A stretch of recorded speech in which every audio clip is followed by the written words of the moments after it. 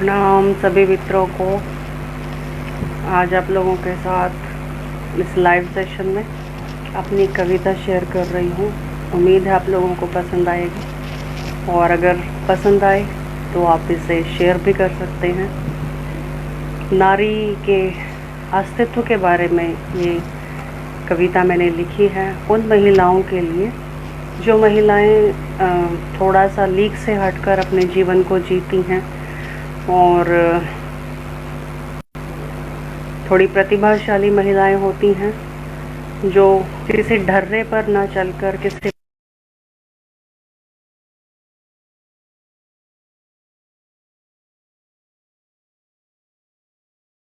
ऐसी महिलाओं को समर्पित है मेरी ये कविता। हो सकता है कि इसके लिए कुछ लोग मुझे नारीवादी कवित्री होने का तगमा भी दे सकते हैं कि मैं एक नारीवादी कविता लिख रही हूँ, लेकिन मेरा एक ये डेडिकेशन है कि मैं उन महिलाओं की आवाज़ बन सकूँ जो महिलाएं समाज में अपनी आवाज़ उठा करके अपना संदेश और अपने संघर्ष की जो कहानी है वो किसी को सुना नहीं पाती हैं। तो उन्हीं महिलाओं को, उन्हीं मेरी बहनों को, माताओं को समर्पित है मेरी ये कविता। वो छत बनकर रहती है सबकी, वो छत बनकर रहती है सबकी, मगर उसको खुद छत नसीब नहीं होती। अपने अस्तित्व को समझने वाली स्त्री समाज को हजम नहीं होती। ना ही परिवार उसके भीतर जलते दिए की गर्माहट को छू पाता है।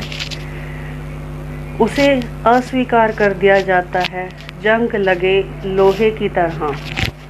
बारिश में भीगने को और धूप में लहू में तपने को।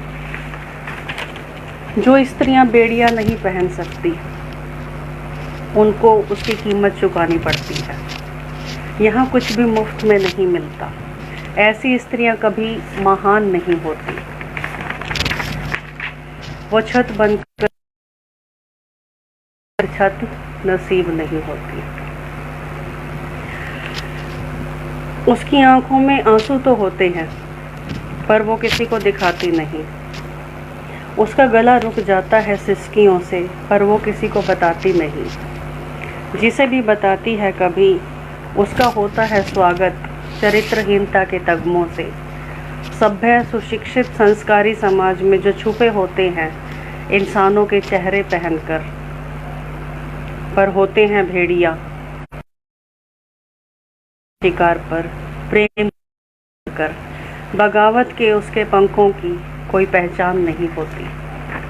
वो छत बनकर रहती है सबकी, मगर उसको खुद छत नसीब नहीं होती। फिर वो मांगती रहती है भीख अपने प्रेम की और भेड़िए चाटते रहते हैं दांतों में लगा उसका खून। विजयी भाव में शांत स्थिर आंखों से उसके हिस्से की मोहब्बत नपुंसक लिखा करते हैं। शोषण की ज़मीन पर वासना की शाही से जो नारी को समझते हैं एक सुंदर टिश्यू पेपर जिसकी किस्मत में लिखा जाता है यूज एंड थ्रो। वो संभालती रहती है कचरा सबका, मगर उसकी आवाज़ नहीं होती। वो छत बनकर रहती है सबकी, मगर उसको खुद छत नसीब नहीं होती। परिवार, रिश्ते, नाते, समाज उसको बना लेते हैं पायदान। आते जाते सब पैर पहुँचकर निकल जाते हैं हक से। अपने हिस्से की छोटी छोटी खुशियाँ, ख्वाहिशें, सपनों की बलि नहीं देती जो औरतें। उनको ख़ानदान की इज़्ज़त का ठेकेदार बना दिया जाता है। बिना किसी कानून के उसका संविधान देश के संविधान से अलग होता है। उसके हर अनुच्छेद को लिखा जाता है धरती के मालिकों द्वारा। उनको ताउम्र के लिए जलालत, तोहमत, बेबसी, नफ़रत मुकर्रर होती है। वो छत बनकर रहती है सबकी, मगर उसको खुद छत नसीब नहीं होती। थैंक यू सो मच ये कविता सुनने के लिए। आप सबका बहुत बहुत टाइम दिया और हो सकता है कि कुछ लोगों को ये कविता अच्छी ना लगे। मैं उसके लिए भी उनके अस्वीकार के लिए अस्वीकृति के लिए भी तैयार हूँ। जो भी मेरे भीतर उतरा, जो मैंने जीवन में देखा अपने आसपास होते हुए महिलाओं के साथ,